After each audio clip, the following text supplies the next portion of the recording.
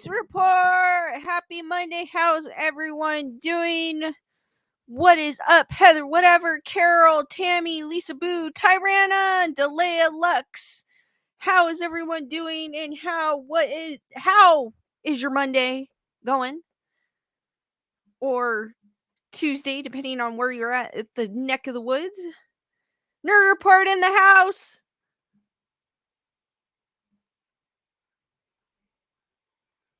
Beautiful day here in Chris goes we early. No, I decided to go on a little bit early. What's up, Joanne? How's it going? Tammy, how's it going?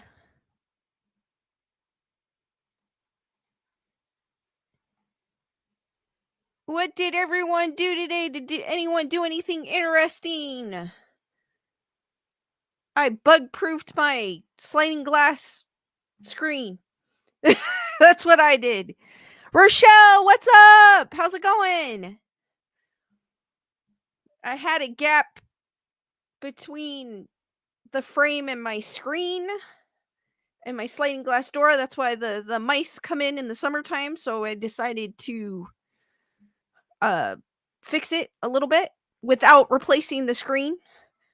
I just kind of covered. I don't really go through that door, so I just kind of put edging to cover up the gap. What's up, Jen? How's it going? So hopefully I won't get any more creepy crawlies or mice in my room anymore. And as always, guys, Skeleton Duck is somewhere in this background. Just remind me, and I will reveal his location at the end of the stream. But remind me, I will forget. He is somewhere behind me. Kind of made it a little easy today, but that's okay. He felt like he wanted to watch the show, so I gave him a good view. We'll wait for a few people to trickle in because I am a little bit early, but that's all right.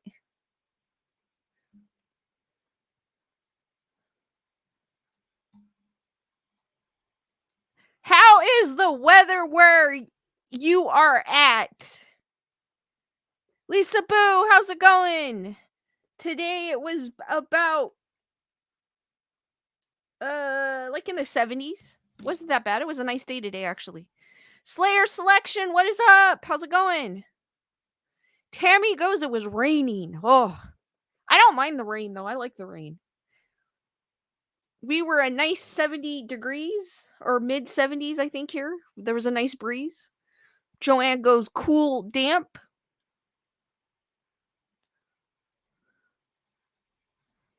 Nice and sunny. Kind of was overcast this morning, but the sun decided to come out, but it wasn't too bad. It was a nice day today.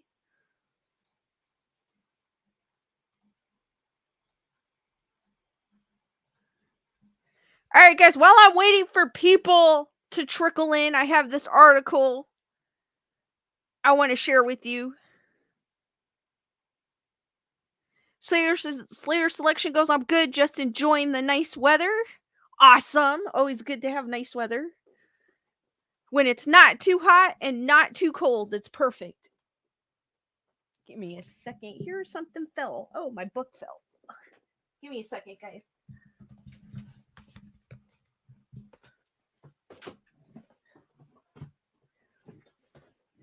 All right, guys, while we're waiting for people to trickle in, Rochelle goes, it was fair here in Colorado. It wasn't too hot, however. I didn't wake up until the afternoon. Well, hey, nothing wrong with that. You needed rest. That is super cool. I have this article. Peggy, what is up? How's it going? I have this cool article. I'm going to start off with, it is open topics today. Of course, I don't want this ad. This was in the news. I don't know how you guys feel about spiders. I like spiders depending on what kind of spider it is. But when I read this article, or when I saw the headline, I was like, what? Wherever the thing is. What? There is no article. Give me a second, guys. It's just a picture. Well, there's a picture while I find an article talking about it. There's like no, or it didn't load or something. I don't know. My computer's being wacky.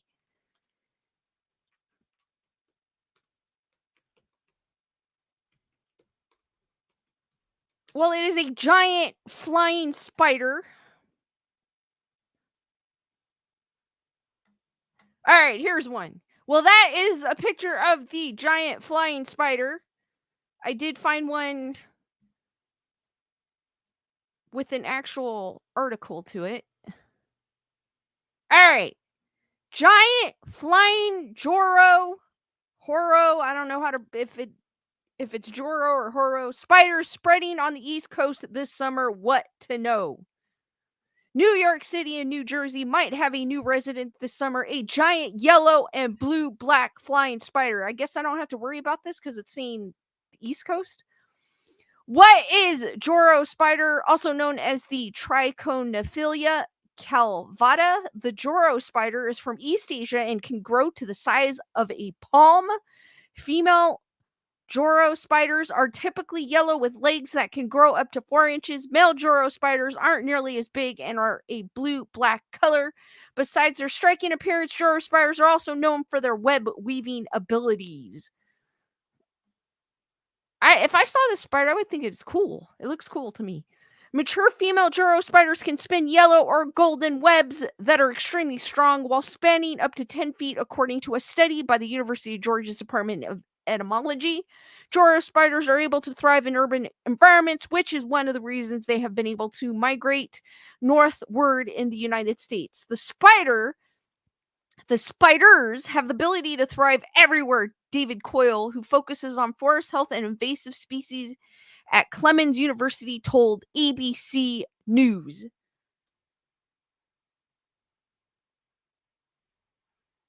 What's up? I need to fish. Lisa Boo goes, wow, if they stay outside, it's okay. Rochelle goes, scary. Last night noticed a bigger than queen and really gave me the creeps. Chris goes, as long as they stay outside, I'm good.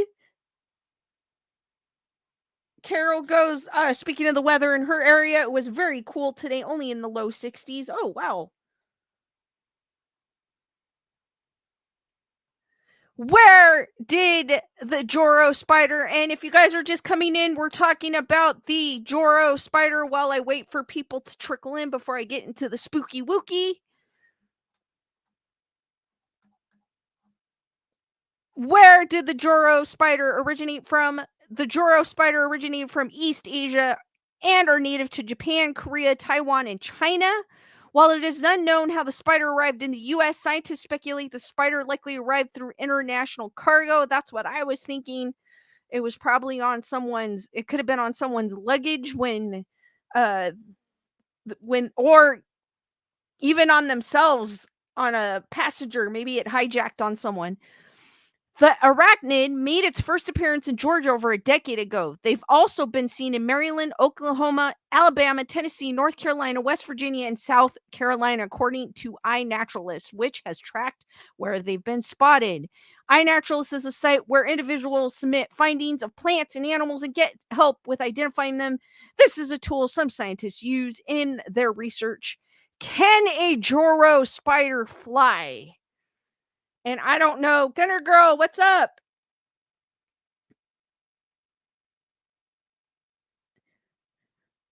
The answer is no. I was about to say they better not fly. I don't know what I would do with a flying spider. However, Joro spiders are light enough to parachute through the air, traveling with the speed of wind, giving the illusion they are flying through a process of ballooning. Ballooning is when the spiders make silk webs that act as a parachute. It lifts them into the atmosphere and carries them into the air. Michael J. Rupp, a professor who specializes in entomology studies at the University of Maryland, told ABC News. Another way they have been able to spread is by hitchhiking onto cars or other items transported by humans. Are the Joro spiders dangerous? And I'm probably pronouncing it wrong, so I do apologize in advance. While the spiders have been referenced as venomous, Juro spiders are not dangerous, according to a study by Dr. Andy Davis at the University of Georgia. Most spiders are venomous, but a bite from a Juro is not deadly, researchers concluded. When threatened, Juro spiders will play dead for around a minute, but can stay motionless for as long as an hour, according to studies by the University of Georgia. So if you guys ever come across one of these spiders, if you happen to be on the East Coast, but they also said Oklahoma as well in there. But if you happen to come across one of these spiders, just beware. They play dead. Juro spiders are actually shy and gentle and don't pose a threat to humans or pets, said Davis. Are Juro spiders invasive? Any non-native species has the potential to disrupt the biodiversity of an area. In the case of the Juro spider, it can cause a downsize in food for native spiders in the area, according to Rupp. Some scientists remain unsure of what impact Juro spiders can have on an area's ecosystem. Juro spider is not in the category as the spotted lanternfly, said Davis. In 2022, scientists encouraged people to squish spotted lanternflies when they saw one because they were disrupting the ecosystem by feeding off of a wide range of plants. However, the Juro spider can bring some benefits. Juro spiders can be incredibly important in reducing pests. Okay, then he can stay in my garden if I had one. When can we expect to see Juro spiders? While they have been spotted as far north as Maryland, it is still not certain the tri-state area in the Northeast will see the Juro spiders this summer. Juro spiders can parachute to travel north, but the ballooning process has less of a chance for survival. In the air, the spiders can't control where they end up, stated Cole. The ability to live in the Northeast is being interchanged with the ability to get there, said Cole. So, guys, what do you think of this Juro spider and its cool web making ability? Lisa Boo goes, yeah, that's not good for native species.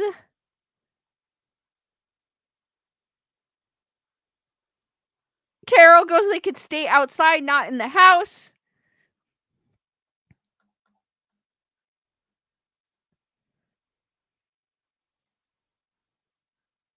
Rochelle goes, keep it away, but cool. Chris goes, it's beautiful, but bad. I have a soft spot for spiders that eat other bugs. I do. I really do. So I wouldn't mind. Plus it says it's a shy creature and it doesn't pose any danger to me. So I'm cool with that as long as it don't land on my face.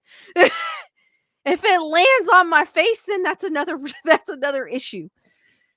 I don't mind them as long as they're not on me or in my bed. Oh, I had spiders. I guess I had my window open. My bed happened to be under my window at it isn't now, but it used to be. And I guess a spider made a web by the window and they were all over my bed. And so when I went to lay on my bed to watch TV, they were all over me. And ever since then, I do not like small spiders. Rochelle goes, maybe he could eat all the city roaches, like those creepy sewer roaches. Oh yeah, they'll. I've seen. I am not kidding you. I've seen a roach like this big. I'm like, no, no, no, no, no, no, no. Like in real life, I've seen them. I've seen big ones on pictures, but in real life, I'm like, nah, yeah. Leonor, what is up? How's it going?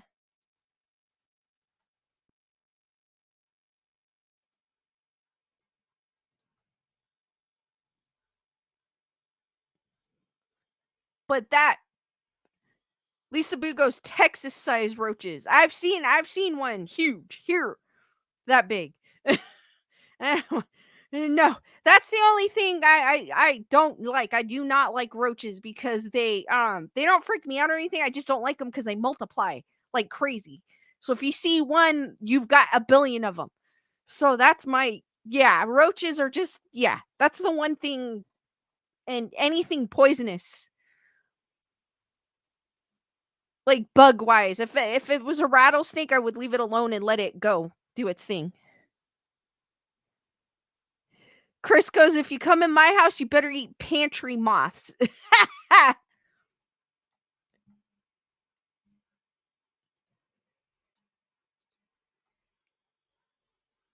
Jen goes, we call those tree roaches.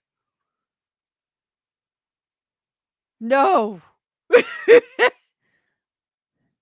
Rochelle goes, that was my last apartment. Thankfully, I'm no longer there in a much better living spot. But yeah, that was a nightmare. I definitely needed that spider for that place.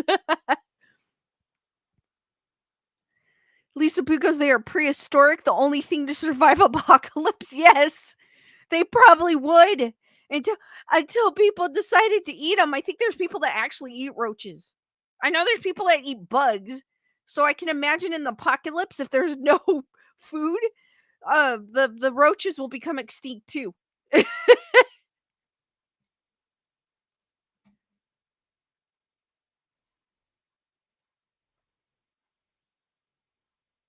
Amy Jo Johnson goes, I wasn't too sure about the Poltergeist movies. How so?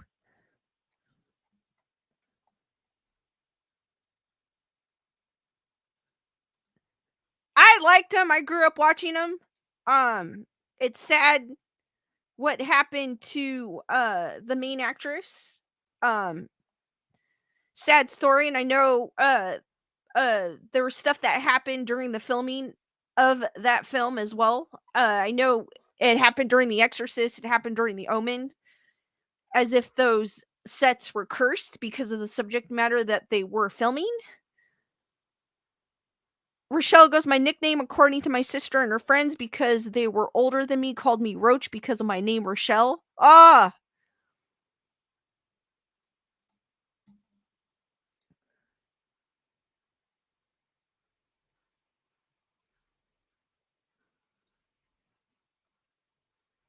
Matthew, how's it going? We'll wait a few more seconds, few more minutes before I'll get into my next topic. We were just talking about, if you guys just came in, we were just talking about the Joro spider.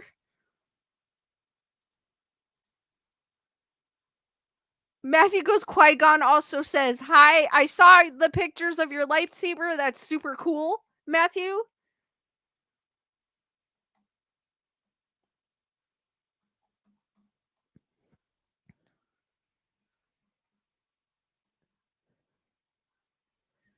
So, Will Smith, and I don't normally mention Will Smith, but Will Smith popped up in my feed.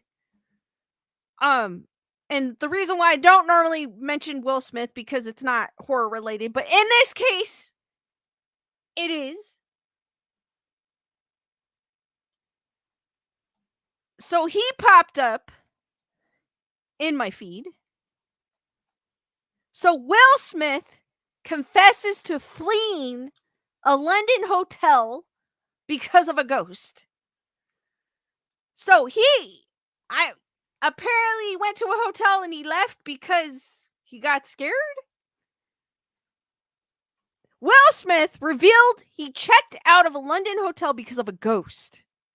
The bad boy, I mean, if it was me, I'd stay there. But that's me.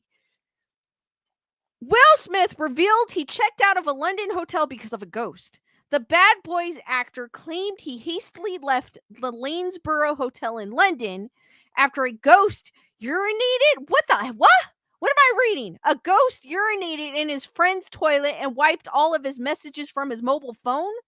Like, how the what?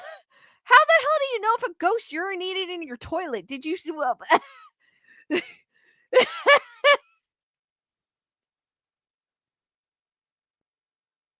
Lisa Bugosi was a baby, I would say.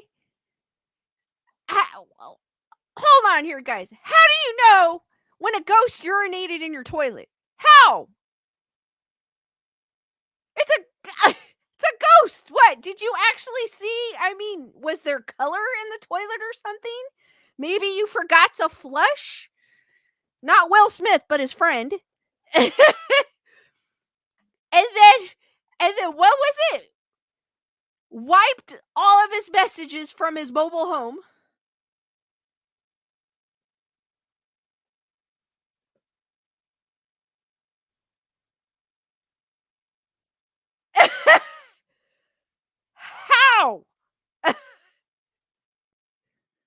Amy Jo Johnson goes gross. Lisa Boo goes it's Slimer.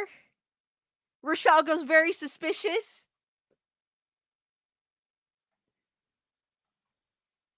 So, the 55-year-old told of the incident, which he said happened 27 years ago. Okay, it happened 27 years ago. Then why are you talking about it now? I would have said something like 27 years ago.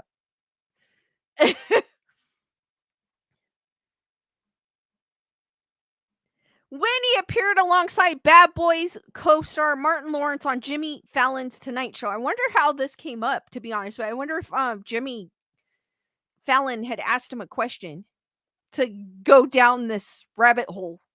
Or maybe I don't know. I didn't see the show, so I'm not sure. Martin Lawrence was there and Martin Lawrence was joking or something. The revelation came during a game of true confessions. Okay. Fallon asked him, "Do you believe in ghosts?" Okay, now there pertains the question. The actor replied, "I believe there are things you don't understand." A 64-year-old man, what? I guess it stops there. A 64-year-old man had been charged with, I was like, what the hell? So I guess it ends there and it goes into another article.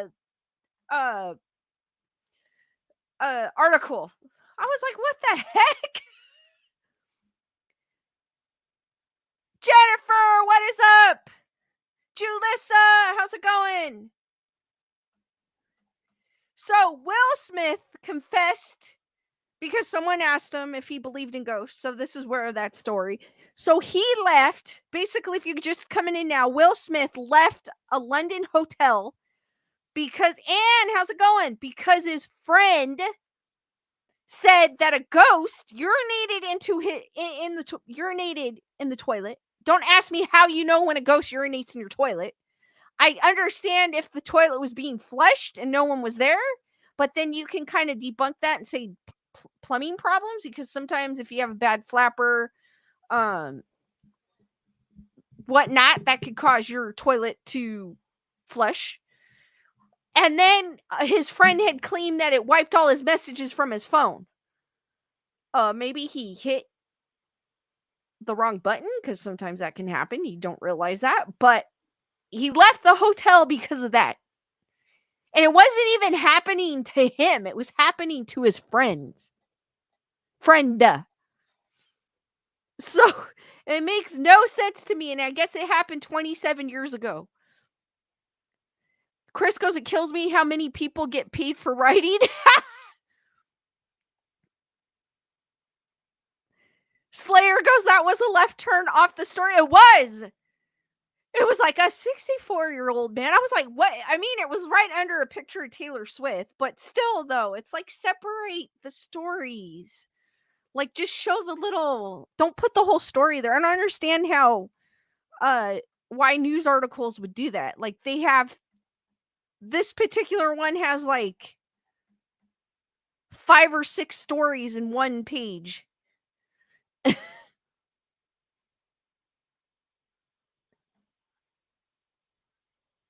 Anne goes, did he hear the stream?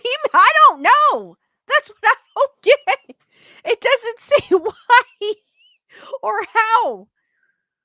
Lisa Boo auto. Yeah, there's auto flush toilets too. There are. Leonardo goes, a friend? Huh? Like, the friend was him? And thank you for gifting 5 memberships. Welcome, Jen, Leslie, Marciana, Osiris, Hug, Dealer, to the Wolf Pack, hearts to Anne, and all the new Wolf Pack members. And thank you as well, Leonore, for that super chat with the Robo Hippo. Hearts for Leonore as well. Thank you, Leonore. I appreciate that. And hearts for Anne. Thank you, Anne. And welcome to all the new Wolfpack members. And if you're new to membership, they are good for 1 month. I can't explain that. I don't know how, unless, I mean, I don't think a ghost urinates in color. So, I mean, obviously, if there was something in the toilet, it could have been it could have been as easily as you didn't flush the toilet.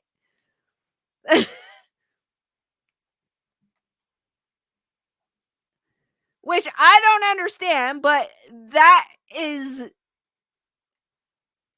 what had happened. Thank you, Nerd Report, for being a member of the Wolf Pack for 14 months. Super chat train, keep the support coming. Hearts for Nerd Report as well. Thank you, Nerd Report, for being a member.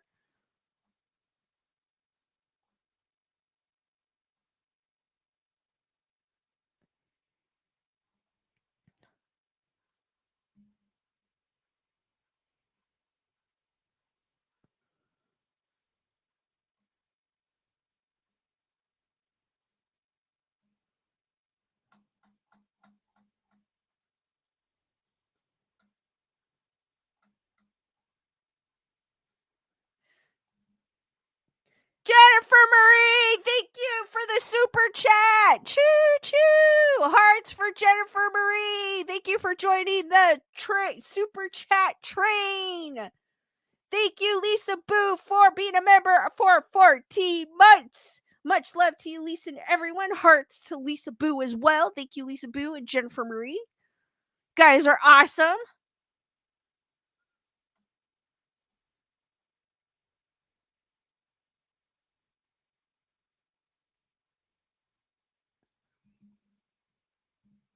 Who here? I have never seen this film, but who here is a fan? Because I'm not much in. I do like some comedy, but I'm not a big comedy fan. Who here has seen the movie Elf? And you might be asking, why is she asking about a Christmas movie? Chris Barber, thank you for being a member of the Wolfpack for 9 months. Will Smith is a wussy. Hearts for Chris as well. Leonard goes, feels like Zelda's ghost to the toilet. Gutter Girl goes, me. Slayer Selection goes, yes, I've seen Elf. Julissa goes, me. Elf is so good. Jennifer Murray goes, I've seen memes of Will Ferrell, but that's about it. Rochelle goes, Santa's here. Santa's here. Amy Jo Johnson goes, Elf was so funny. Well, now I better watch it, actually. But I've never seen it. I like Will Ferrell, though. I think he's hilarious. But I'm not much of a comedy fan. Though I do like scare pranks. but I'm not much of a comedy movie fan. I never was growing up.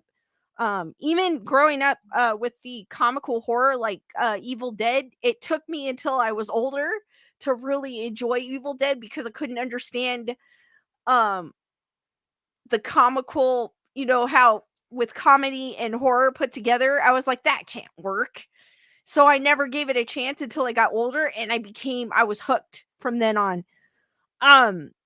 So that film, and you're wondering, why is she mentioning a Christmas film? Chris Barber does not like Will Ferrell. I just like, because he looks like the drummer from what is it? The drummer from, is it Red Hot Chili Peppers? Or am I off?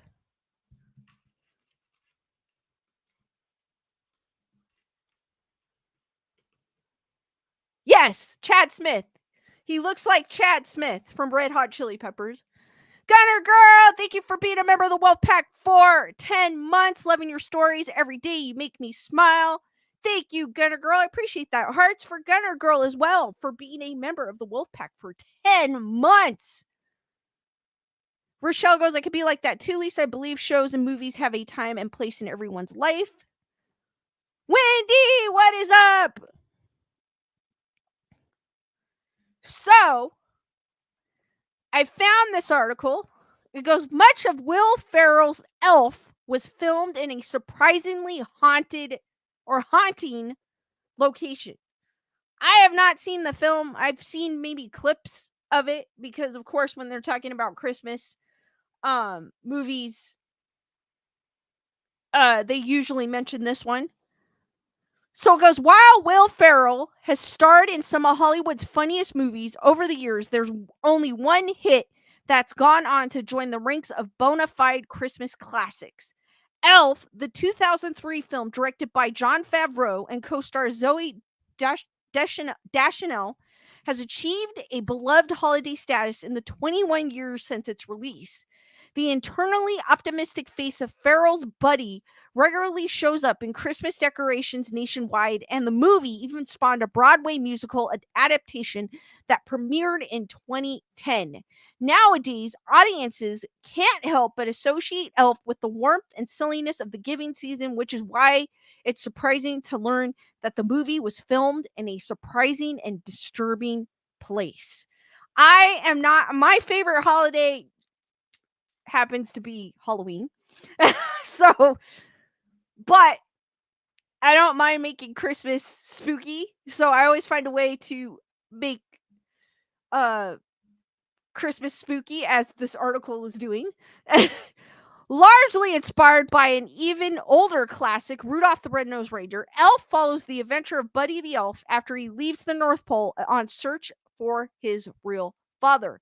As a human who grew up among Santa's little helper, Buddy craves family more than anything, especially when he discovers his real dad is a hardened children's book publisher, Walter Hobbs, played by James Caan.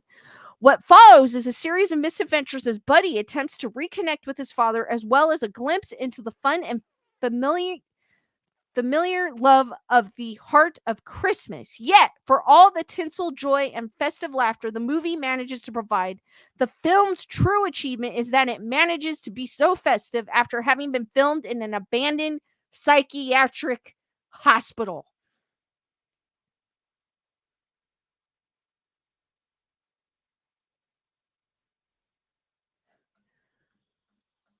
Much of Elf was filmed in a Canadian mental hospital. As a movie that includes a trip through the candy cane forest and sea of swirly twirly gumdrops, the last thing anyone would expect from Elf is for the film to delve into anything too serious. The image of a man in yellow tights causing traffic accidents in downtown Manhattan is exactly the kind of timeless silliness popular in the early 2000s, making the film's unnerving production of the more impressive making the film's unnerving production all the more impressive. Large sections of Elf were shot on site at Riverview Hospital in Coquitlam, British Columbia, a shuttered psychiatric facility that first opened in the early 1900s. But despite the uncomfortable idea of shooting upbeat scenes in such a haunting place, Riverview proved to be essential for the creation of Elf.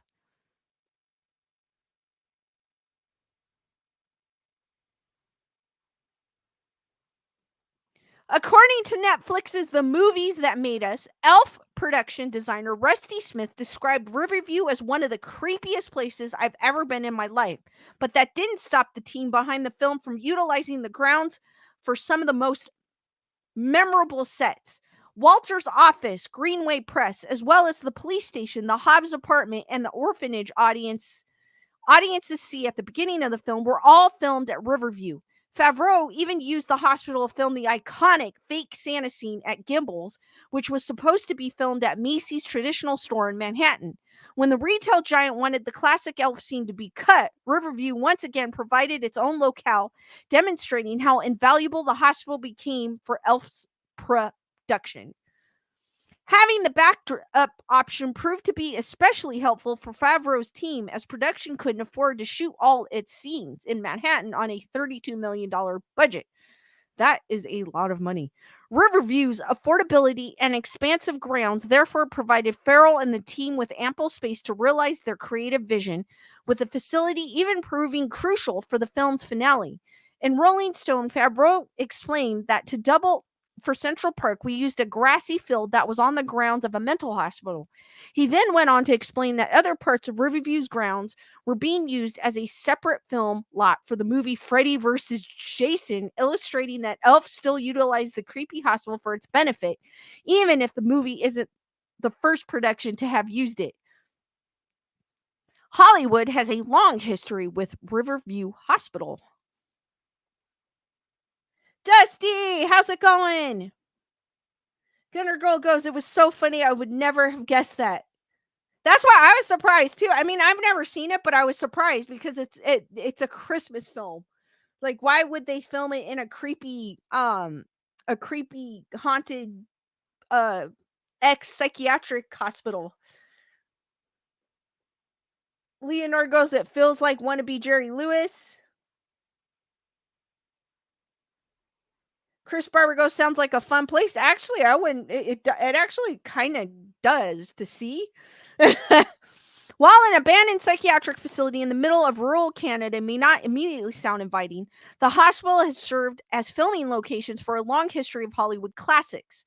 Projects as popular as 2009's Watchmen and The X-Files both used Riverview for specific locations in their story, as did Jordan Peele. You did not hear it from me, he's overrated. A recent revival of The Twilight Zone and Netflix's Riverdale. Most notably, Deadpool 2 used Riverview to shoot scenes involving the Essex house.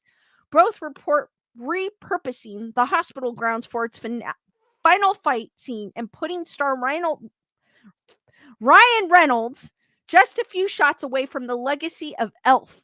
This ongoing commitment to the Coquitlam facility demonstrates that Riverview has been invaluable to Hollywood time and time again.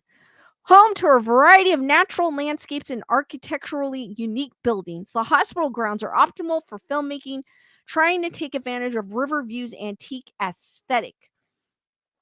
I wonder when Riverview was built. Out of those films previously mentioned, Riverview has been used as the backdrop for fictional boarding schools and college campuses, dry places with stiff feelings of rigid atmosphere, and Riverview even got to play a part similar to itself when it was featured as a mental hospital in the classic Superman television series Smallville. Because of the relevance to the Hollywood film industry and the century-old legacy, Riverview Hospital was officially placed on the Canadian Register of Historic Places in 2009, cementing its place as a site of great importance for both storytelling and national cultural alike.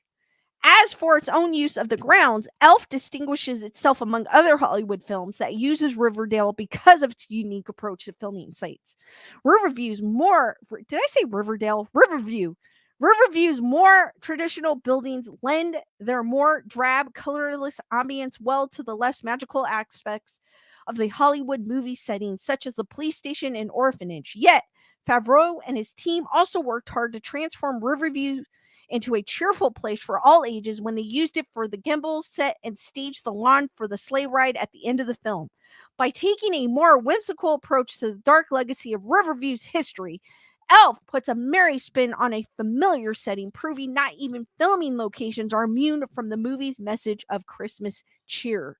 Rather than using Riverview for the horror movies and supernatural thrillers that usually film at the abandoned facility, Elf is an outlier in Hollywood and among filmmakers. The film brought Santa to a scary place, overcome its financial limitations by embracing an unsettling location, and took advantage of the time it had to create a wonderland of Hollywood or holiday magic. Using Riverview's extensive property to breathe life into its most beloved scene, Elf joins the ranks of popular movies that have been filmed in a historic setting, and Favreau's film stands out as the most whimsical venture into British Columbia's most unlikely gem.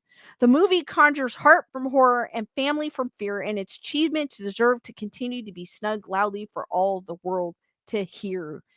And I guess Elf is available to rent on Prime Video. I'm not sure where it's streaming if you guys have not seen it. Now I am curious about this hospital. I am. River, what is it called? River.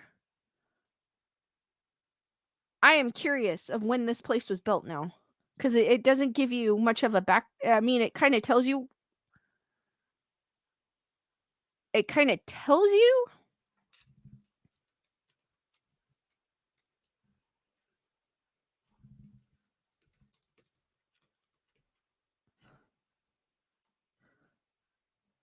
Let me see if I can find it.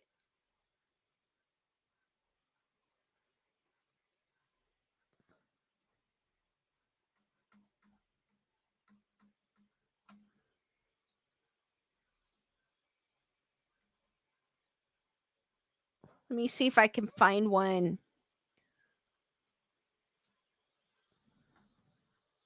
Wendy goes, I'm still traumatized. Jen goes, maybe Will should get the ghost wife name out of his mouth.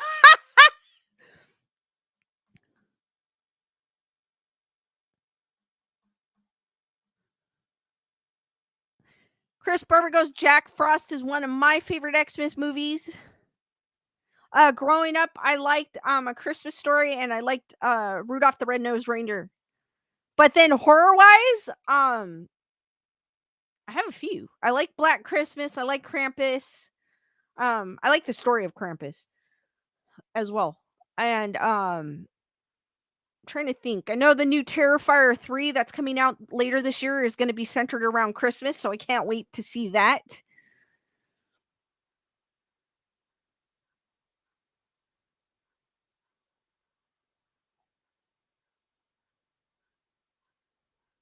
Chris Barber goes, I watch The Shining every year.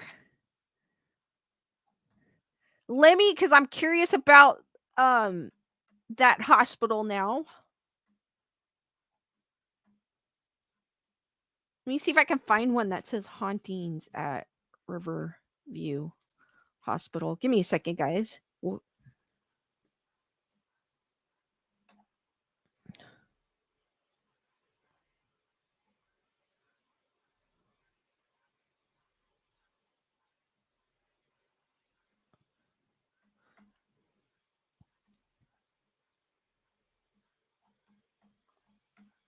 Oh, this article would do. Gives a little backdrop of that hospital. That way we can kind of know a history of that hospital. I'm curious because it didn't really go.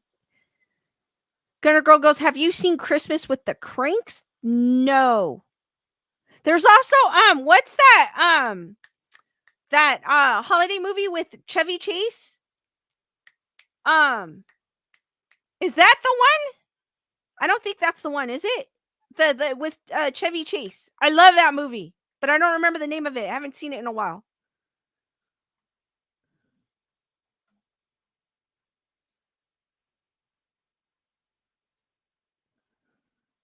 So here's a little backstory of that hospital that where a few they even said an X-Files was filmed here as well. Like National Lampoon's Vacation. Thank you, Gunner Girl. Chevy Chase growing up, I always he was hilarious. He's still hilarious. Even now. Yeah, Christmas Vacation. Well, I like the vacation too. But he's hilarious. So here is the eerie past of the Coquitlam's Riverview Hospital, which is in British Columbia, Canada. The historic Riverview Hospital in Coquitlam has an unnerving past dating back to when it was founded in 1913. If you're looking for spooky stories about a local building, this is it. And thank you for gifting 5 more memberships. Welcome, Slayer Selection, Rochelle, Tammy, Amy Jo Johnson, Gigi, Trish, and Wendy to the Wolf Pack. Hearts for Ann again. Thank you, Ann. I appreciate that. And all the new Wolf Pack members.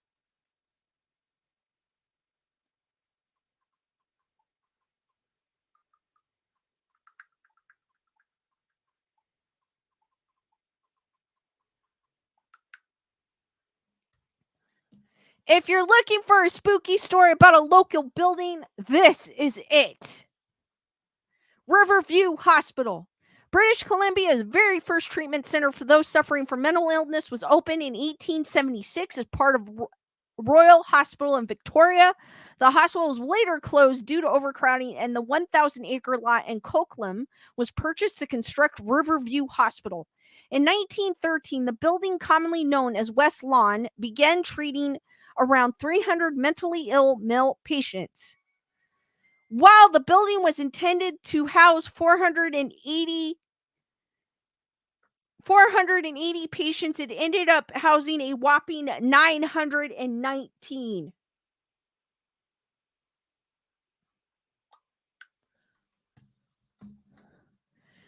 The hospital is adjacent to Colony Farm, where the patients would work to help grow the crops. The acute psychopathic unit, known as Center Lawn, opened in 1924, followed by the opening of East Lawn in 1930, which acted as a female chronic unit. So they separated the males from the females. Then the Veterans Unit opened up in 1934, with the second phase completed in 1949, making it the hospital's most significant building. The final addition was the tuberculosis unit, known as the North Lawn, opened in 1955. One of the buildings treated patients as recently as the summer of 2010. The hospital has had a number of ghost sightings by a former janitor and others who walked the mysterious halls over the years. It's without a doubt a creepy place. The West Lawn building has been abandoned since 1983, and it's an especially chilling part of the hospital. Riverview Hospital's creepy appearance has been featured in many TV and film roles. They include Smallville. I wonder what X-Files episode it was in. The X-Files, the 4400, Stargate, Atlantis, Halloween Resurrection, and Ghost Tour, and more. So I guess this is what the part of the outside of the building looks like. Looking for more spine-chilling places to visit? Take a look at the BC's most haunted and abandoned places. I may look at that later.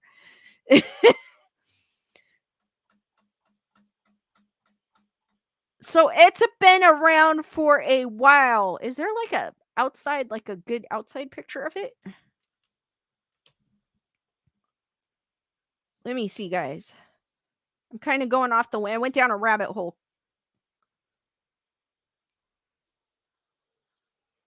Here's one. All right, here is a picture of what the outside of the building looks like, and it does look creepy. If you guys can see it. It is right here. That building does look creepy, and no wonder they use it for horror movies. But it's weird that they use this area for Elf. D-Nice, what's up? Matthew goes, I recognize that from Stargate Atlantis. Now I got to rewatch all my X-Files episodes to see which one it's in. Now I'm curious.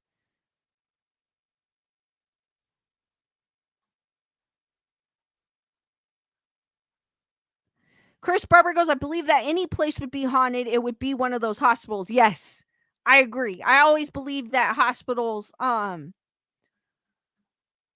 carry some sort of, I always believe they have to be, because of what has happened in a hospital, because there's so much death surrounding and sickness surrounding a hospital. There's no way that there can't be anything there.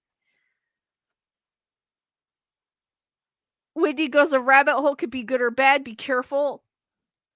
Joanne goes, the X-Files. Oh, I know. The X-Files was filmed in British Columbia. I do know that. I think that was one of the reasons also why I wanted to go visit Canada. Was because of the X-Files as well.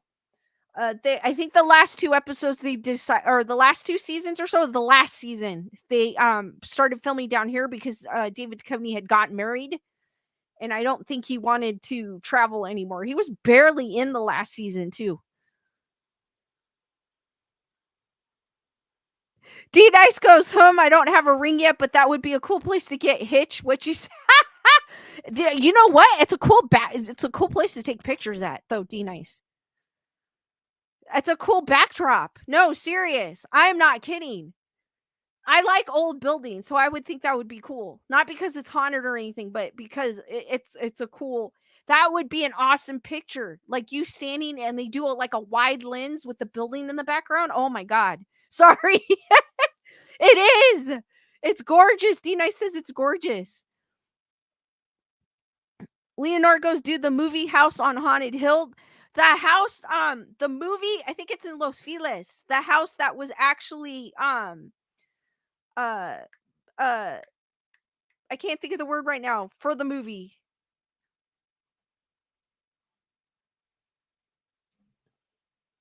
Was an inspiration for the movie.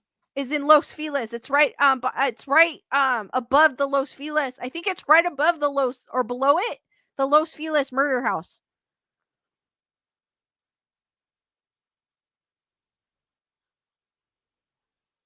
Rochelle goes, Lisa has decided where the photos will be taken.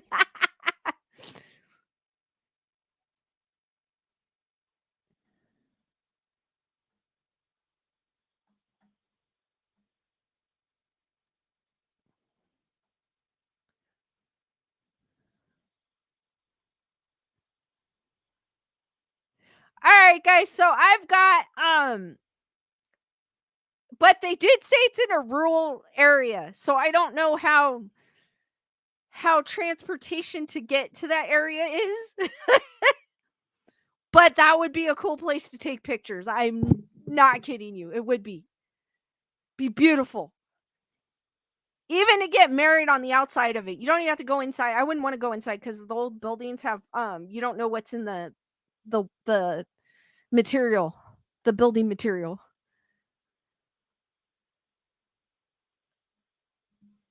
So have any of you heard of the Broadmoor or the Broadmoor Hotel?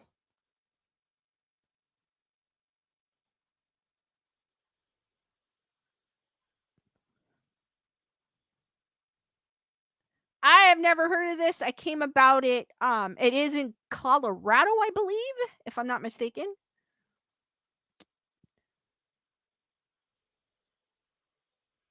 I came across this by accident. I was just searching around. So this is the myths, legend, and history behind the Broadmoor Hotel. Colorado Springs, the iconic Broadmoor Hotel, or Broadmoor, whispers of its mystique have woven themselves into the local folklore for over a century, drawing curious visitors and captivating the imaginations of those eager to uncover its secrets. But beyond the whispers lies a compelling narrative of grandeur and mysterious tales preserved within the walls of this five-star destination resort. In a conversation with Cynthia Lennard, the historian of the Broadmoor, Fox 21 News embarked on a journey through time, unraveling the veils of glamour that have shrouded this this legendary establishment. The Spencer Penrose, an American entrepreneur inspired by his European travels in the early 1900s, envisioned the necessity of a grand hotel in Colorado Springs. Failing to acquire the Antlers Hotel, Penrose embarked on the creation of the Broadmoor. Carol goes, sounds familiar.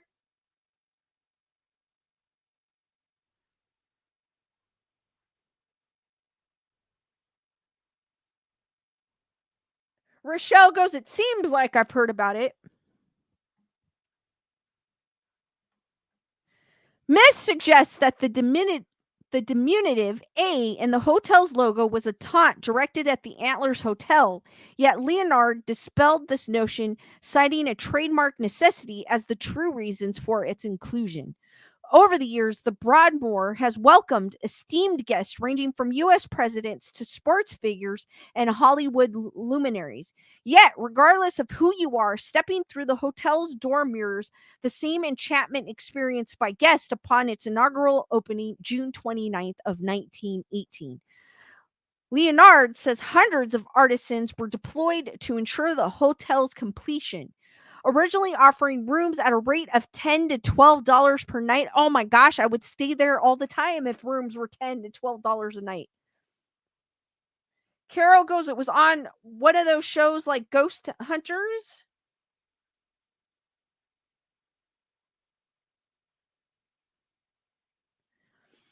The Broadmoor exuded a commitment to lavishness and meticulous adornment, boasting the country's largest indoor pool of all time.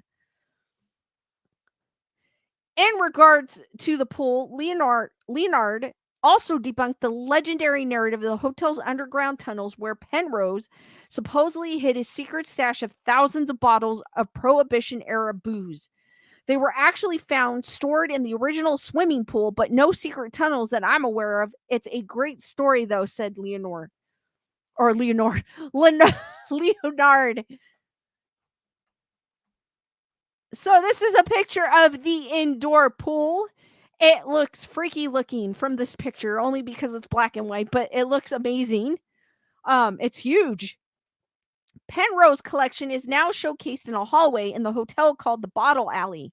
Among the anecdotes woven into the hotel's history, the presence of exotic animals wandering the golf greens and frolicking in the Broadmoor's Lake is one that isn't a myth. Brought in by Penrose zoo animals like flamingos, monkeys, elephants, camels, and seals once graced the premises. People would always come over and put their goldfish in the lake. And so the lake was kind of overrun with goldfish. So they thought, okay, well, get a couple of sea lions and they'll eat all the goldfish. It didn't work out too well because sea lions are really noisy. Leon- Leonard says all the animals were eventually donated to the Cheyenne Mountain Zoo. That is kind of weird to have sea lions at a hotel. Now, the hotel's iconic swans glide across the lake, paying homage to Julie Penrose, Spencer's wife, who was an integral part of the hotel's legacy. Leonard's highlights Julie's influential role, underscoring her respected position and pivotal contributions.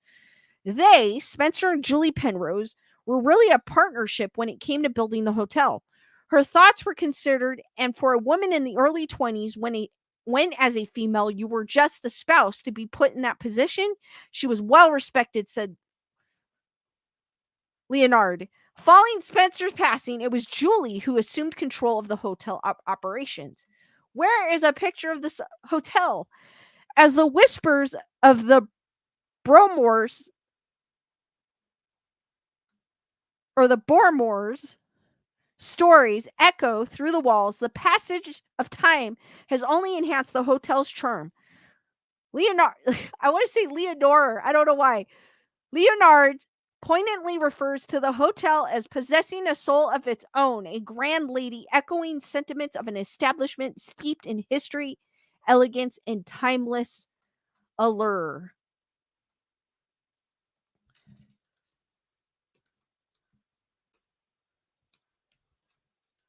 Let's see if there's a recent picture of it because that didn't really give it. Oh, it's a beautiful hotel.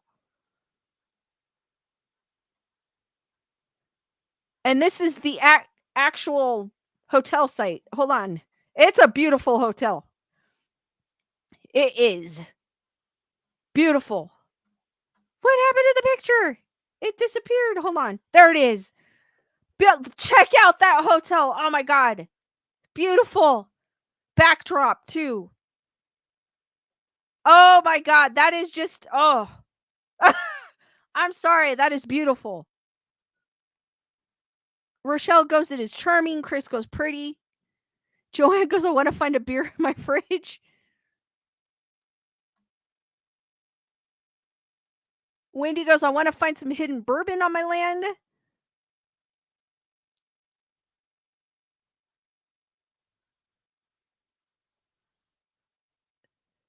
Leonore goes, nope, not me. Rochelle goes, it makes me want to be wealthy. D Nice goes, that's gorgeous. I guess you could still stay in it. It's not abandoned. I mean, I wonder how much it's cost to stay there. Oh, they've got different things. They got the Broadmoor Cloud Camp, the ranch at Emerald Valley, and fly fishing camp. Out of curiosity, how much does it cost to stay here? Just out of curiosity. Holy crap. $700 a night on some nights. I think the cheapest one I see is like 500.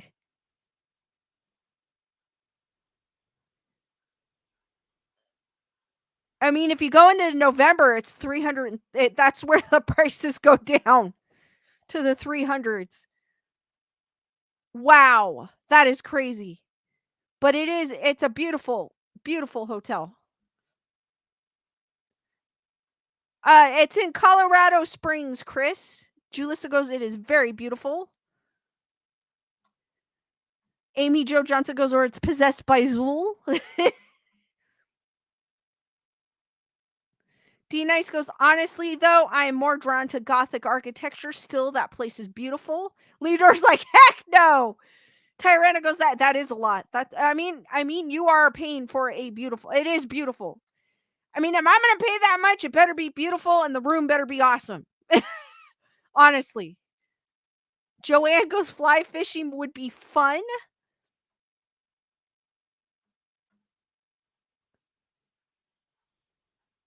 Cause I don't know, did it show like the rooms?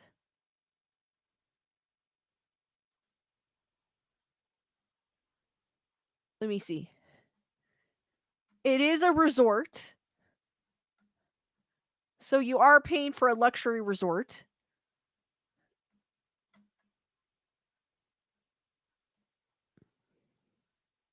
There is a golf course, so if you guys like golf, I'm like selling this hotel.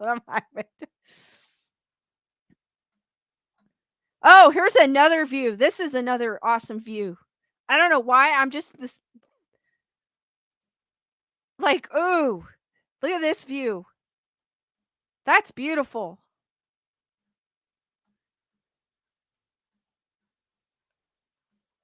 It doesn't show the rooms. Accommodations here. I mean, the rooms are quaint. I don't know. I don't know about the rooms. There's like a modern twist to the rooms. It looks like you get like a suite though. That's what you're paying for. Like, and you even have a patio. Yeah, you're getting a nice suite. A very nice suite for that price.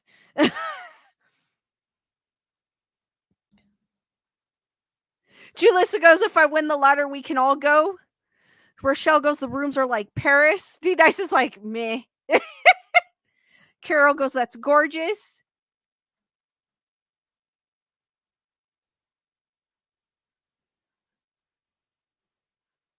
If we all win the lottery, we could go there and see if there's any ghostly um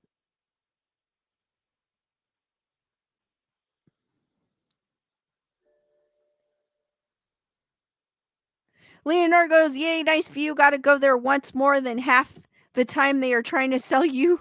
I know. Like 1 day is enough because of the price. I don't think I could stay. I couldn't even stay there for 1 day. That's expensive.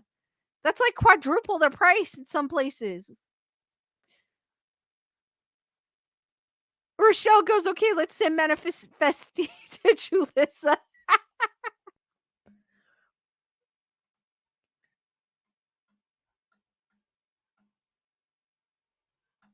All right, for those of us that live in California, I know a few of us do, including myself. I found some urban legends about California. Um, I love if you've been following me for quite some time, you know I love urban legends. I love myths. I love folklore. Um, give me a second, guys.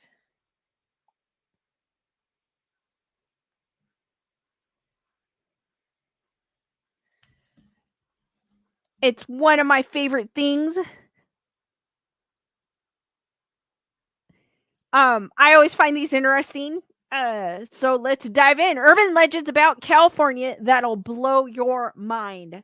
Before you visit any of these places, read up on a few of the creepiest urban legends and get your spook on. That's exactly why we're here, right? To get our spook on. Have you heard about the Loch Ness monster? You know, that long necked creature that inhabits Loch Ness in the Scottish Highlands.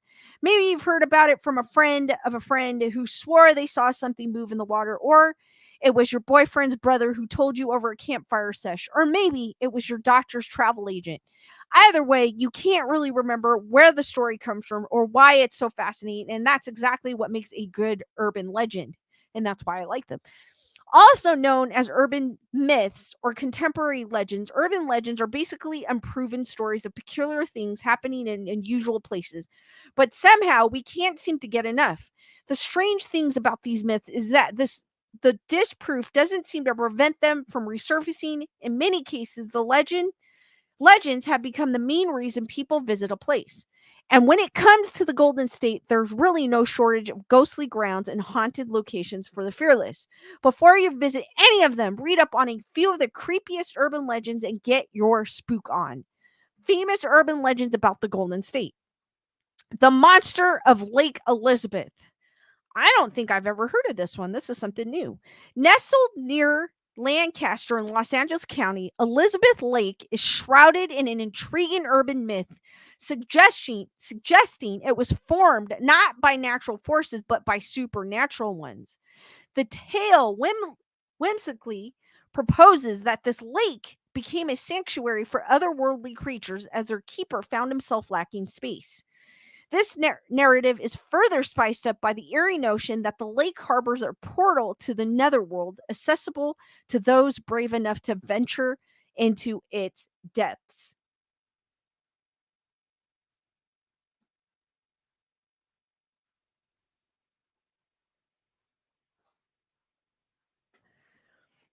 The mysterious inhabitants of Elizabeth Lake were first reportedly seen in 1880, described as an amalgam of various animals with an imposing presence.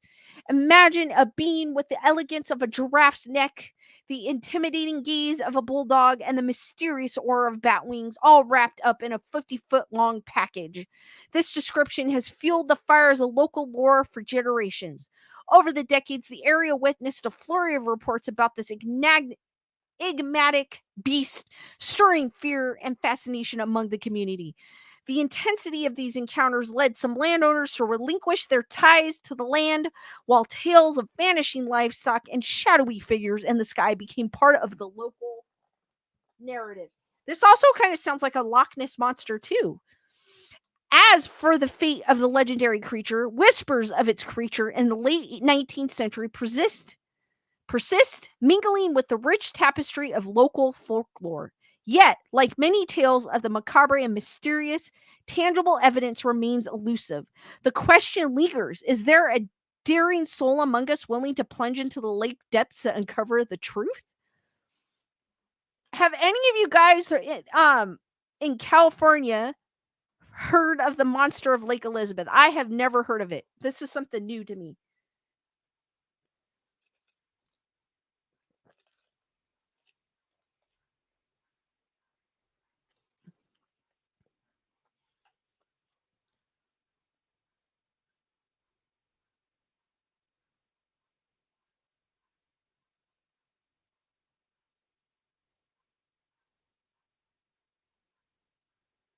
D Nice has not heard of it. All right. I was like, wait a minute. I'm not the only one, am I? The Hauntings, Leonard goes, never. The Hauntings of Turnbull Canyon. I have heard of this one. For those who love exploring the rugged beauty of canyons, here's a tale from the Puente Hills Preserve near Whittier that might pique your interest. This area, especially Turnbull Canyon, nestled within the preserve, is wrapped in a tapestry of chilling tales and historical intrigue. Initially known as the indigenous name Hatu Hatuk Nagnan, which intriguingly means the place of the devil, this locale has a storied past that might give even the most seasoned hiker pause. Local lore recounts that the area is imbued with the restless spirits of indigenous people who faced brutalities for their resistance to conversion to Catholicism. These tales suggest that their ethereal presence haunts the canyon, trapped within its serene yet imposing walls. As time marched on, Turnbull Canyon reportedly became a magnet for shadowy gatherings and rituals, with participants often vanishing without a trace. These eerie gatherings left behind a legacy of unexplained phenomenon and ghostly encounters, adding a layer of supernatural intrigue to the canyon's natural allure. But the canyon's mysterious aura doesn't end with ghostly tales. It has been the backdrop for real life tragedies as well, including a harrowing incident where a teenager met a tragic end amidst the ruins of what was once an asylum, and a devastating plane crash in 1978 that claimed 29 lives. These events contribute to the canyon's somber reputation, inviting adventurers to tread lightly and respect the echoes of the past. I've also heard, I did hear about this plane crash. I've also heard that they hear children, like there's something to do with children, like they hear children laughing, or like something happened with children, which is what this article did not say, but I've read that. Like an accident, maybe maybe it is involving the plane crash. But I have heard of Turnbull Canyon. It's one of the places. It is on my bucket list. I do plan on going there one day.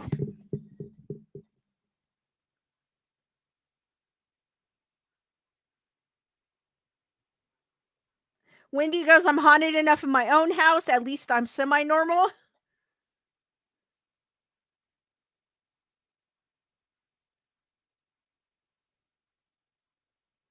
D Dice goes, that article needs to be updated then. I read it somewhere when I was like when I was researching like haunted places.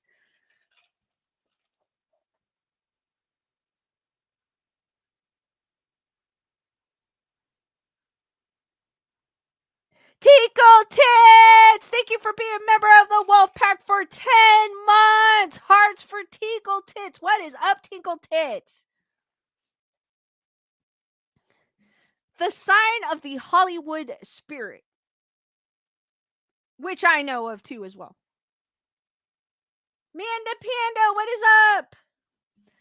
Among California's trove of urban myths, the haunting tale of the Hollywood sign stands out, capturing the imagination with its blend of glamour and tragedy. This iconic landmark is said to be haunted by Peg Entwistle, an actress from the early 20th century whose dreams of stardom met a tragic end. Disheartened by a scathing review that she believed spelled the end of her acting career, Entwistle is said to have climbed to the top of the sign, towering the H letter, choosing to end her life in a desperate leap. The poignant story has left Entwistle's spirit, hopefully I'm pronouncing her name correctly, and I apologize if I'm not, known as the Lady in White, eternally intertwined with the sign's history. Legend has it that her ghostly presence lingers around the sign and its nearby trails. Hikers and visitors are often warned to be vigilant, as encounters with the Lady in White are said to reveal not a glamorous starlet, but a chilling apparition with a gaunt face and haunting, hollow eyes. For those intrigued by the supernatural or the lore of old Hollywood, visit to the Hollywood sign might offer more than scenic views and photo ops, but a word of caution to the solo adventurer. The area's eerie history might just make you think twice about wandering these paths alone. And also, this is also on my bucket list. I have never been there. I know you guys are like, oh my God, you lived in California. Have you never been there? I've never been there. So it is also, I'll go there by myself. I have no, she doesn't scare me. She just seems like she's just a, lost soul. Makes me wonder, because they're saying that you don't see her as she was at a living, but you see her with like haunting. So it makes me wonder what was going through her head and how she was feeling. Logical Spark, what is up?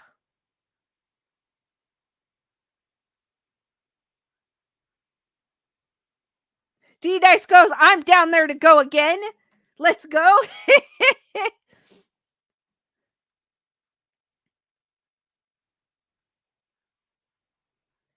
Rochelle, thank you for that super sticker of the lemon person dancing.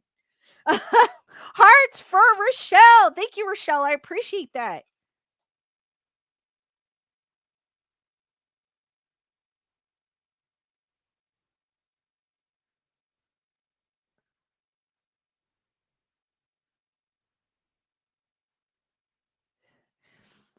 The Dark Watchers. The Santa Lucia Mountains, stretching from Avila Beach to Monterey, are celebrated for their breathtaking natural beauty, featuring verdant landscapes and majestic peaks. However, nestled within the idyllic setting is a spine tingling legend that captivates the imagination of those intrigued by the paranormal. The mountains are said to be the domain of enigmatic entities known as the Dark Watchers. I have never heard of this. These towering humanoid specters are reputed to appear at dusk, casting their inscrutable gazes over the valley below, only to vanish into the ether, into the ether the moment they are acknowledged. Rooted in indigenous Chumash lore, The myth of the Dark Watchers is a fascinating blend of history and mystique. Ancient cave paintings by the Chumash, discovered within the regions, depict these ominous figures, suggesting their presence in local folklore for centuries. The Dark Watchers not only occupy a place in oral tradition, but have also found their way into literature, most notably in John Steinbeck's Flight, where they are portrayed as formidable silhouettes against the twilight sky. Despite the passage of time, the allure of the Dark Watchers endure, with sporadic accounts keeping the legends alive. One such account from the 60s involves a high school principal who claims to have encountered these spectral figures described as wearing dark cloaks and hats, further entwining the Dark Watchers and the tapestry of California's mysterious legends.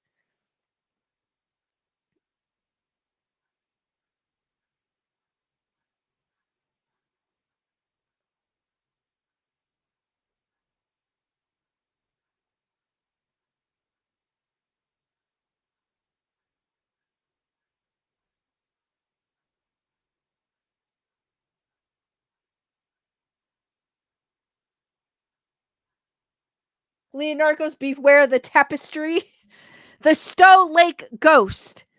The Stowe Lake, nestled within the serene expanse of San Francisco's Golden Gate Park, carries with it a haunting tale that adds a layer of mystique to its tranquil waters. The legend centers on the ghostly figure of a woman, often referred to as the White Lady, whose sorrowful spirit is said to roam the lake's perimeter. Her story is a tragic one, rooted in a desperate attempt to rescue her child, leading to her own demise in the lake's depths. The spectral mother's enduring search for her lost child has given rise to a chilling ritual among the bravest of souls. Those daring enough can allegedly summon the White Lady by representing a haunted incarnation. Tinkle Tits, thank you for gifting 10 memberships. Welcome, Logical Spark, Manda Panda, Delea Lux, Brad Becker, Kyle, Leonore is already a member, Don, Jennifer Mena, Kimberly Chi, and Marley 13, and Asylum Lisa? Asylum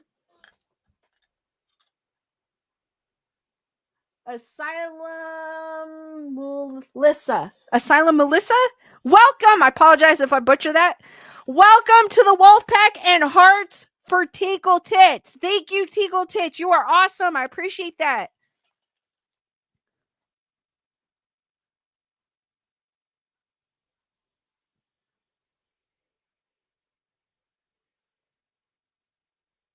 Julissa goes, I've been to Snow Lake so many times. I've never saw or sensed anything in that area. I have never heard of it. At least someone has.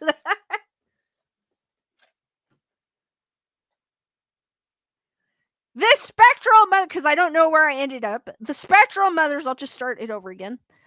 Enduring search for her lost child has given rise to a chilling ritual among the bravest of souls. Those daring enough can allegedly summon the White Lady by repeating a haunting incantation. White lady, I have your baby, 3 times into the stillness of the lake's surroundings. According to local lore, if the White Lady is convinced by your call, she may manifest, driven by a maternal desire to reclaim her child. This eerie interaction is not for the faint of heart, and would-be summoners are advised to proceed with caution, or perhaps consider the more peaceful pursuit Golden Gate Park has to offer. My problem is, if you're trying to summon her and saying that you have her baby, and then she realizes you don't have her baby, what is she going to do to you? I mean, I feel like that's kind of messed up. That's kind of, I mean, that's kind of, well, I mean, it's the 3 times thing, like with Bloody Mary. I just feel like if you go to that lake and you tell her you have her baby, that it's kind of messed up when you don't. Especially if her soul, Julissa goes, it is in Golden Gate Park. Especially since she's roaming there looking for her baby, and then you come over there and say you have her baby and you don't have her baby, and then she comes after you. I think that's just wrong. I wouldn't do that. Tickle Tits goes, babe, let's make out on Hippie Hill. Chris, it's like teasing a It is. It's like you're teasing her. Like, I mean, I guess if you really was doing a test to see if the myth was correct or real, obviously you would try it, but I just feel wrong doing it. I would feel wrong doing it. I don't know about you guys. Wendy goes, do not provoke a spirit, nunca. I would feel so wrong. Leonor goes, 49ers.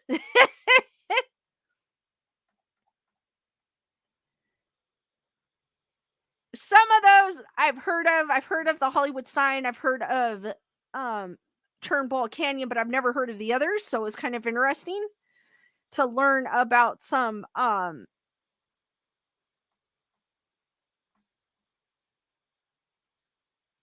different urban legends.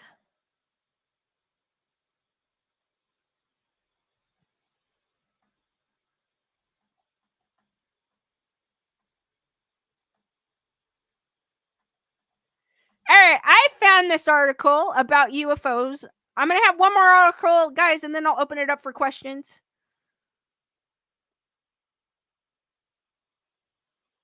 Tinkle Tits goes, I got my eyebrow pierced on Height and Ashbury.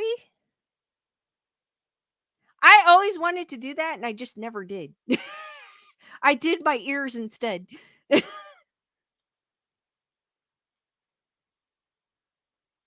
Chris Barber goes, I'm respectful of spirits, so they will respect me. Carol goes, not good to provoke. Dusty goes, did the lady in white lose her baby to the lake? It did not say, to be honest with you. Let me look, let me dig into her.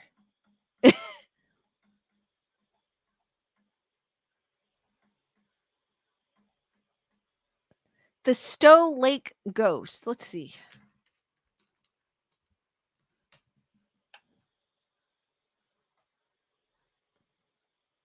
Let me see. Let me see.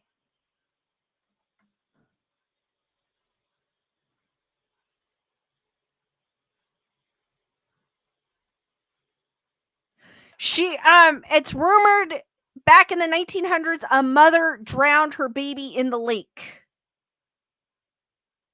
The mother was taking a casual stroll through the park with her 3 children, the baby asleep in the prom. Growing tired, she decided to take a rest and sit down on one of the benches overlooking the water. She was joined by another woman, and as they were chatting, the mother's attention wandered away from the baby.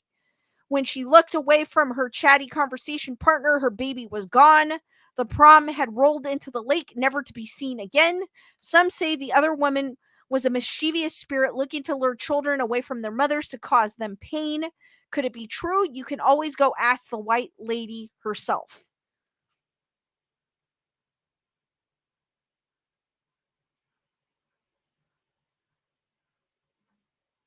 The mother who accidentally drowned her baby in the lake spent hours searching for him around the lake. Unable to find him, she committed by submerging herself in the shallow lake water, leaving her 2 other children behind. Later on, the baby's body was discovered and retrieved from the lake. Hers was not. Since visitors often report encountering a ghost dressed in white from head to toe near the exit of the park, frantically pleading with strangers to help her find her baby. Another great location to go searching for her, the Pioneer Mother statue. The legend states that the statue depicting a woman with 2 children houses the spirit that haunts Stowe Lake. With its severe discoloration, the Pioneer Mother statue looks like something out of a horror movie. People have noted that at night, the statue seems to have 3 children surrounding her instead of 2 older ones and one that's barely a toddler. If you dare, stop by the statue at night and see for yourself.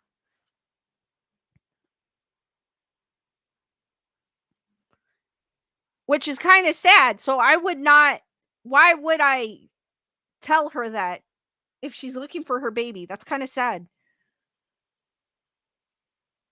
Carol goes, rabbit holes explain more shit. Yes, they do. They actually do. Jennifer Marie goes, this story doesn't make any sense.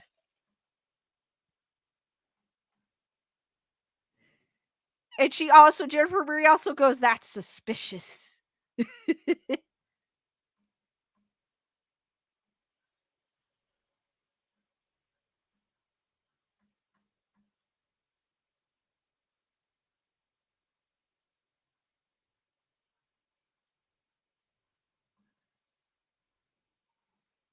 Leonardo, I have not. I've heard of Lady in the Water, but I have not seen Lady in White. And I think Leonardo is funny. I was watching something and someone said Lady in White, and it reminded me of you. And I was like, oh, I gotta see that. I forgot what I was watching, and they were mentioning horror movies, and they mentioned that movie, and I was like, wait a minute. Jennifer Burgos, she drowns herself in the shallow end, but nobody exactly. They should have found her body. That's what I was thinking the same way. So the legend makes no sense.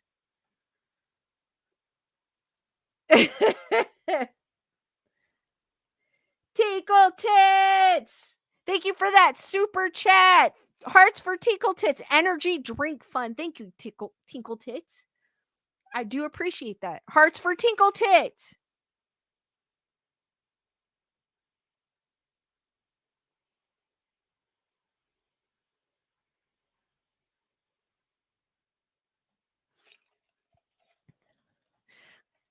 All right, we'll go through one more article and I'll open it up for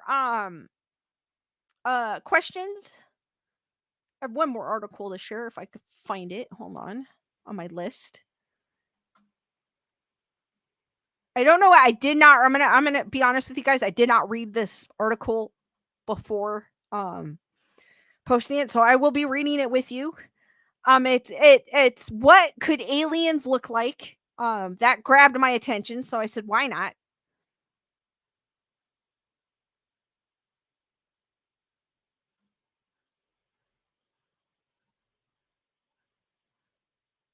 So, what could aliens look like? The search for alien life is one of humanity's greatest missions, but it may look nothing like anything we've seen on Earth. Are we alone in the universe? It's one of life's biggest mysteries and one that is explored by science fiction and scientists alike. But if there is alien life on other planets, what might it look like? While little green men or towering predators are the stereotypical depictions of extraterrestrials in film, any aliens that might be out there are unlikely to resemble those characters expert told life science. Instead, the unique environment of the moons or exoplanets that these aliens call home could make their physiology completely different from anything found on Earth.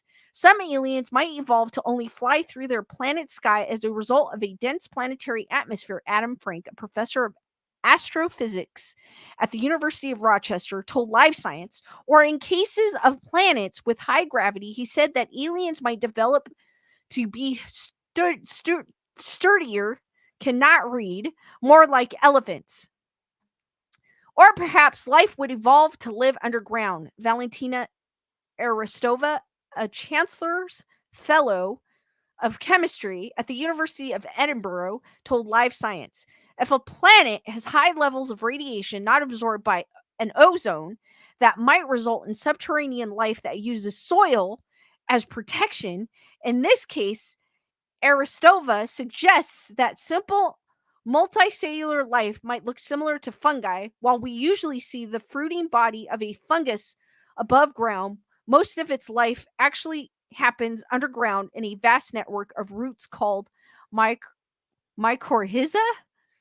I know I'm butchering that. Even on Earth, there are more life form varieties inside the Earth than walking on top of it, Aristova said. In cases of extreme ultraviolet radiation, work published in the journal Monthly Notices of the Royal Astronomy Society in 2019 suggests that aliens might actually glow red, blue, or green as a way to protect themselves. Like some corals, these organisms might have proteins or pigments that can absorb some of the UV light's energy, which would make them glow in a safer wavelength on the visible spectrum, according to the study. So they will so there this article is saying aliens will glow uh to protect themselves. That would be kind of cool.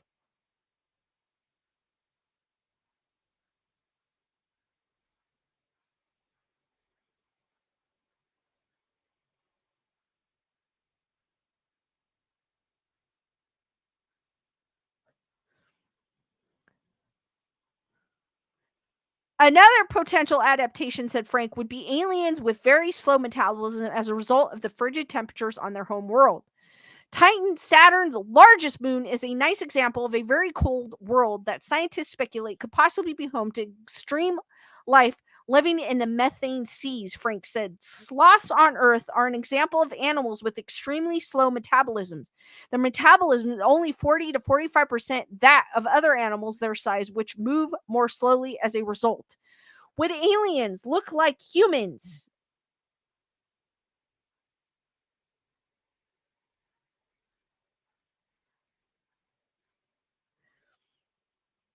Yet, while these wild looking aliens would be amazing to discover, any extraterrestrial life out there would probably be much simpler than flying. Sturdy, fungus like, or glowing organisms. It is far more likely that life would be single cellular. Sarah Rugheimer, an associate professor of astronomy and astrophysics at York University in Toronto, told Life Science in an email the majority of time on Earth, the only life that existed was microbial. Even today, most of the biosphere is microbial. Spotting single cell life all the way from Earth might prove to be a difficult task, but one way scientists suggest solving this problem is by looking for evidence of life that microbes might have left behind. In a 2019 study published in the journal Astrobiology, scientists reported that calcium carbonate foundations left behind in dry up hot springs might be formed by the hot pasta like mats of extraterrestrial microbes. Finding such formations on other planets could point toward the promising source of fossilized microbes, scientists suggested. That said, if alien life has evolved into multicellular life, Rugheimer said it is still very unlikely that it would look exactly like humans. Our unique physiology is both a result of evolution in a unique Earth environment as well as good dash of luck, Frank said. However, alien life may still have some animal like traits as a result of convergent evolution, Rugheimer said. For example, eyes to see the environment and limbs or wings to traverse it, but that could be where the similarities end. Of course, all these ideas are based on the assumption that extraterrestrial life would need similar necessities to Earth life, like water, sunlight, and oxygen in order to survive. It's also possible that life on other planets could evolve in a completely different way or even with a completely different elemental structure. For example, many aliens from science fiction are composed of silicon instead of Earth's life carbon. In an area of study with so many unknowns, Rugheimer is at least confident that the idea seems unlikely. Carbon is more abundant than silicon and forms more complex chemistry, she said. But the only thing I think is true is that we have no idea what they would look like. Okay, enough with the science lesson.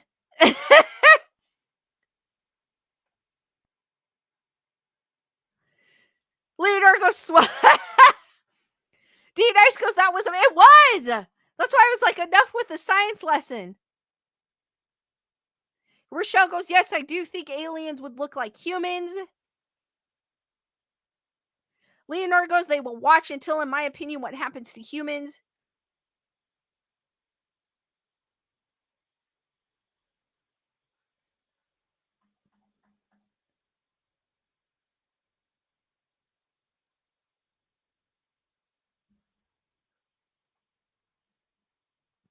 All right, guys, now I'm going to open it up to questions. If you guys have any questions, um, it could be paranormal related, spooky related, UFO related.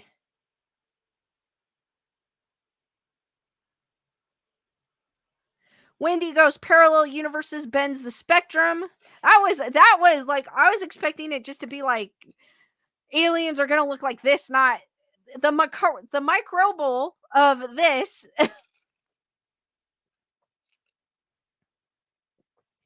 Tinkle Tits is saying, hey SoCal folks, there's gonna be a SpaceX launch from Vandenberg Thursday at 8 p.m. for anybody that wants to see it here. And I think we'll have good weather, so we should be okay. Dusty goes, I think they could shape themselves to look like anything. So Dusty thinks they're, you know what? I would believe that too. Like they're shapeshifters, kind of. Leonora goes, Lisa, do you believe in dimensions? I do. I believe, I actually, you know what? I do. Because I do believe in the spirit world and I consider the spirit world a dimension in a way. So, yes, I do. Carol goes, we are aliens to them if you think about it. Very true. We are.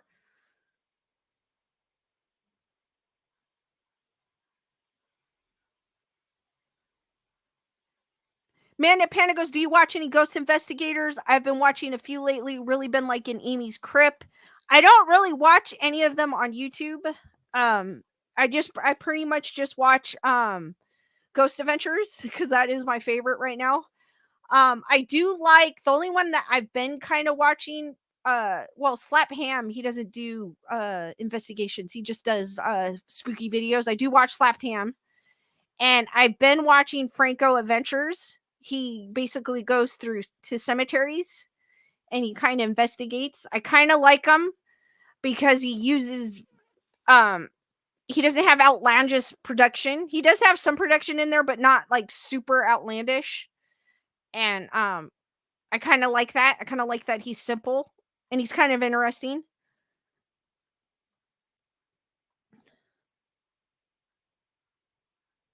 Rochelle goes, only two things to mention. Great stream, Lisa. So happy to catch you live. Woohoo. And Bridgerton cannot wait for part 2 on the 13th. Same here. I cannot wait. This season though of Bridgerton, I know it's not spooky religion, but I do like Bridgerton. Doesn't have the oomph like the other 2 seasons, but I still want to watch. It's still grabbing my attention. So I am looking forward to the 13th as well. D Nice is saying, reveal Skeleduck real quick before I forget. Skeleduck is right there. He is in wide open waters. He has an eye on you guys. He is right where my finger is. And if you guys are new to my channel, I move him. I hide him every stream. And I do reveal his location. I'll show a quick picture of him. So for those of you that don't know what he looks like for next time. He is in the upper my right hand corner. Or my right hand corner, even though my left hand is showing it. Which is weird. But that is what he looks like for next time. So you guys will know what he looks like when you are looking for him. Lisa B goes, what channel is Ghost Adventures on? I have Max, so I usually watch them on Max. They are also on Discovery Plus. I believe they're on I don't know what cable channel they are on because I don't have it on cable. Discovery? Or I know they used to be on Travel Channel. I don't know if they're still on Travel Channel.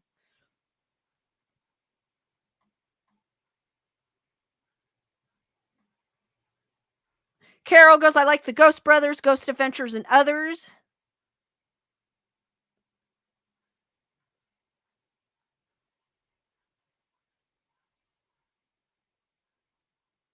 Gunner Girl goes, he's pretty well hitting. Good job, Lisa. Thank you. D-Dice goes, I legit screamed when I saw him because the last couple of times I failed.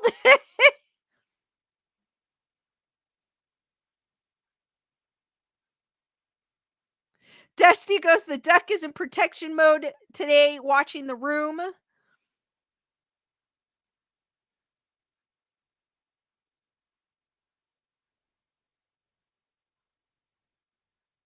No problem, Lisa Boo.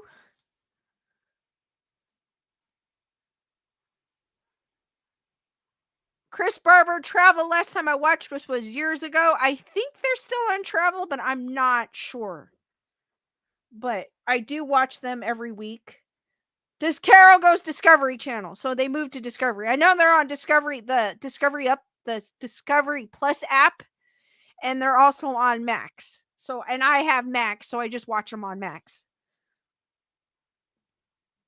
Their last investigation, where they? The Crescent Hotel in Arizona was their last one, and the one before that, they did an investigation at abandoned hotel here in hospital here in Los Angeles, which I thought was cool.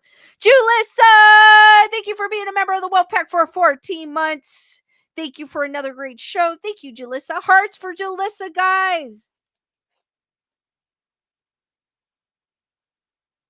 Max owns Discovery, which is Warner Brothers. Dusty goes, any outings planned this week? Nah, not really. I kind of, maybe a spur of the moment outing I might have, but none planned.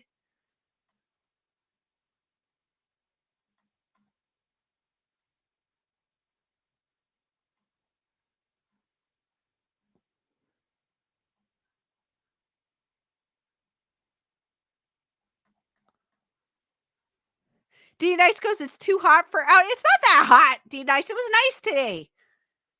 It was nice. Today was nice.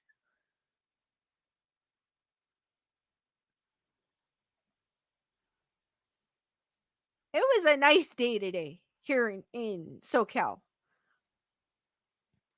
Gunner Girl goes, are you ready for Mad Monster? I am. I cannot wait. I can taste my Dutch Brothers coffee. It's the only time I get it. Wendy, thank you for being a member of the Wolf Pack for 9 months. Hearts for Wendy. Nightmares, so sweet. Thank you, Wendy. Hearts for Wendy, guys. Thank you, Wendy.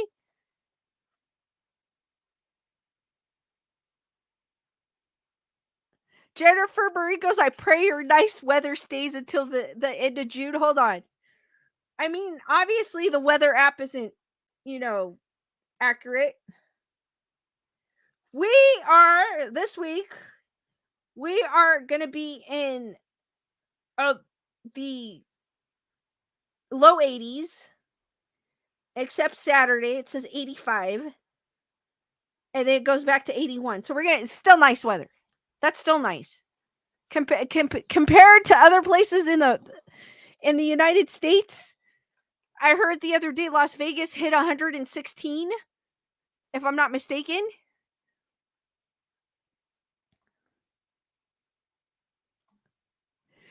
Jeffrey goes, I want the weather to be just as perfect when I'm there. It should be.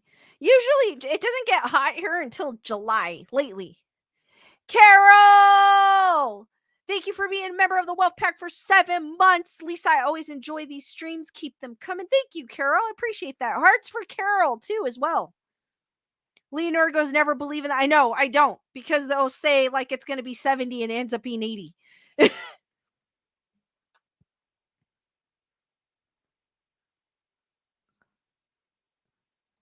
I think it was 116. I heard that it was like it made a record for June because Vegas doesn't get that hot. Gunner Girl goes, yes, lots of Dutch Brothers. It's going to be hot here. Bring some cool with you. I will try. I like the heat for a bit. Like even when I was in Vegas, it was way hotter. It was like 40 degrees. I think that week when we were in Vegas, it was like in the 60s, 70s.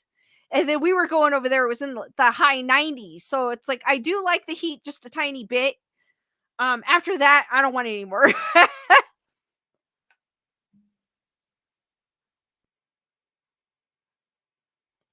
Leonardo goes, for a while, it was supposed to rain, but it never did. Yes, true. D Nice goes, Vegas and that dry heat. Yes, I do not like the dry heat. I had it. The bad thing was when I went to EDC, the second day we were there, I had the worst allergies known to man. I had nothing, like I was taking allergy meds, my nose, and it sucks because you're trying to have a good time. And my nose was all red. My face was red because of the allergies. And I was like, oh, I hope this doesn't luckily it only lasted for 1 day. And then I was fine after that. But my nose was raw. I mean, I was trying to have a good time. I think Jennifer Marie, I think it's because we had air conditioning in the tent, and I think the air conditioning was because when you camp at EDC, they have like the portable air conditionings in the tent. You need it, but it doesn't do anything during the day because obviously a tent isn't insulated enough. So it doesn't do anything. But I think that's what caused it for me to have allergies.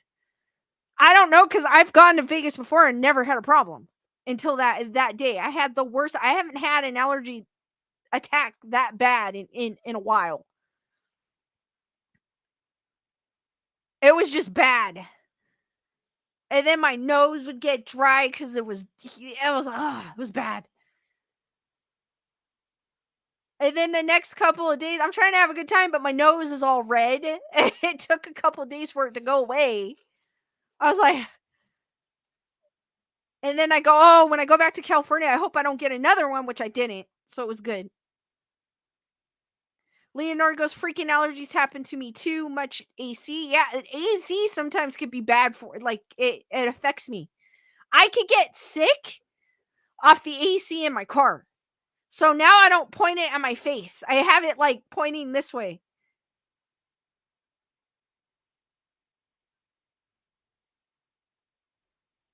D Nice goes, sorry y'all, my Filipino needs humidity. I don't like dry heat. I'm the opposite of you, D Nice. I prefer dry heat over humidity. I cannot stand humidity.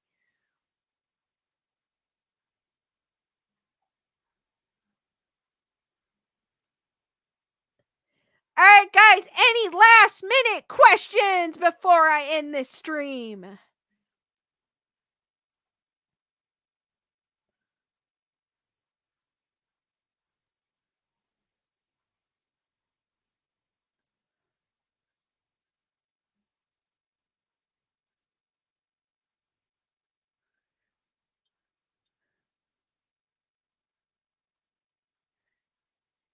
D Nice goes, it's weird because I was born here and I still like humidity. Jennifer Murray, I did, and he is Skeleduck is right there where my finger is. For those of you that missed it, I did. Thank you, Tyrana. Great stream. Thank you, Lisa.